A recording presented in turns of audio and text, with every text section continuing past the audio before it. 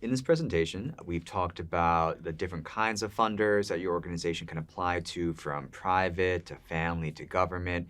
And we want you all to consider the immediate or strategic goals of your organization and what funder might be the best fit. So, thinking about which of those three types might really align with where your organization is at currently, thinking through some of the challenges and unique dynamics for each one of those funding sources and how you would approach them, and then thinking about who on your team, who in your organization or your network might be a great way to kind of open the door or help guide you through this process with the particular funder that you're trying to approach. And any experience that pop out with those kinds of funders, Asia? Sure. I think from a private standpoint, private funders, there's a unique opportunity in finding some really great opportunity with them because I think the difference between private and family, as you've already visited in the module thus far, is that private has a lot more metrics that they're trying to reach versus the family. It can be with a private organization, it's a little bit more niche down to where they also have a little bit more onus as to who they're going to give to.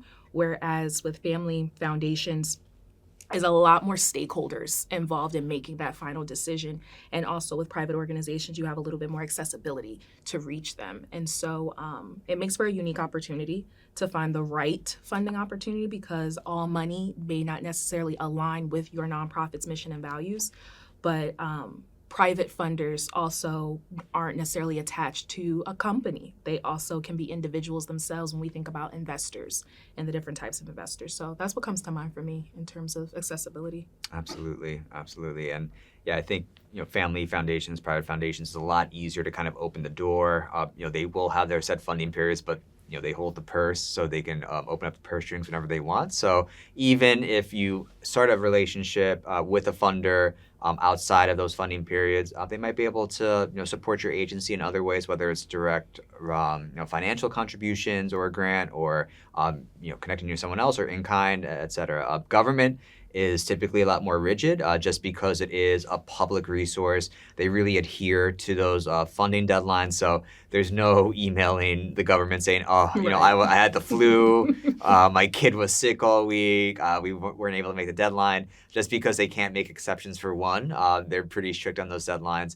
A lot of communication typically with government funding, with webinars, RFAs. They might have, really confined windows when you can reach out and ask for questions. So I would say there's a lot of bureaucracy, as you can expect with government funding. So you'll always want to take a look at just the requirements, all the stipulations, and all the hoops you have to jump through with government. So I would identify that as a challenge. And just also too, with the current climate, all administrations have their own priorities.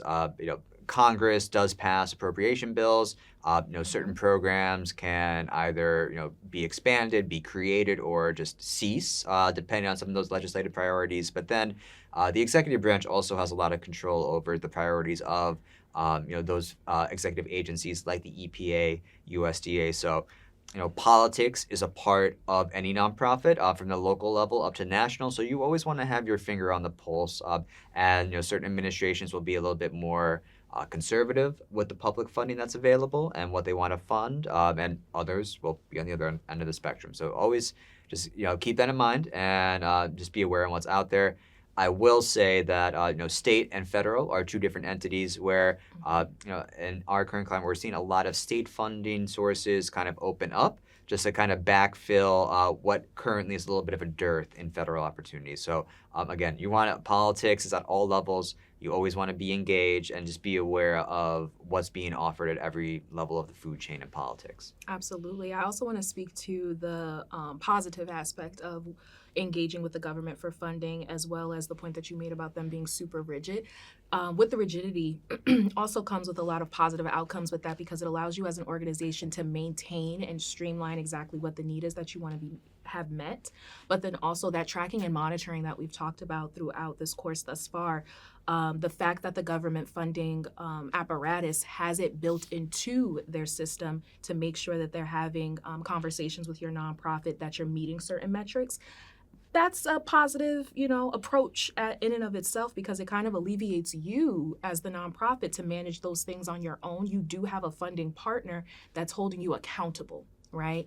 So really, as a nonprofit, it just better helps you reframe what that relationship is. And even with the changing climate politically, I think Anthony makes a great point in terms of staying engaged politically. But I also want to drill down on, again, finding the right opportunity, finding the right type of engagement with. And so because we know when it comes to Congress passing those bills and holding the purse ultimately for some of the funding from a federal level that comes out, are you engaging with your Congress members, right?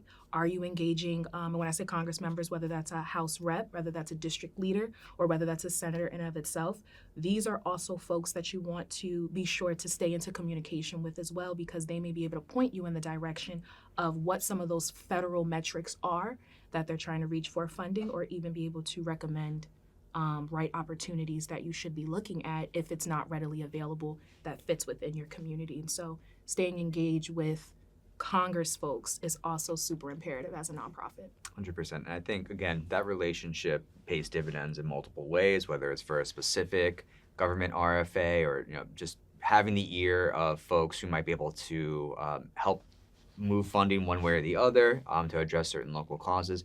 I'd also say that, if you couldn't tell, government funding and applications are a little bit more onerous than some of the private and family foundation spaces.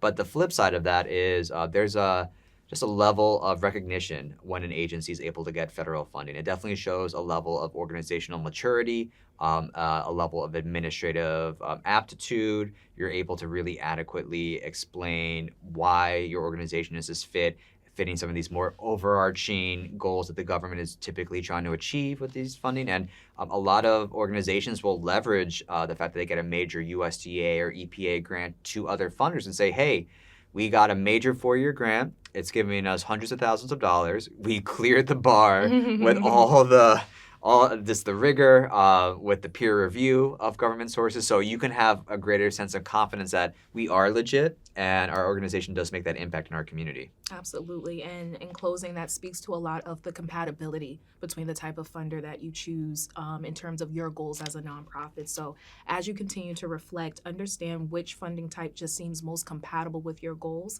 because if you can address that at the foundation, it makes for a smooth ride moving forward onto getting, that acceptance in terms of you being funded for that grant. Because it's super important to, again, just ensure that all of your ducks are in a row. But also remember that when it comes to grant writing and grant readiness, it's definitely a marathon and it's not a race, because as we mentioned before in other breakouts, and we want to close this by reiterating to you, making sure that you're appropriately allocating the resources within your current capacity, right? Not just the capacity you aspire to reach, but what do you currently have that you can leverage that will work for you. But we'll talk a little bit more about that in some future presentations.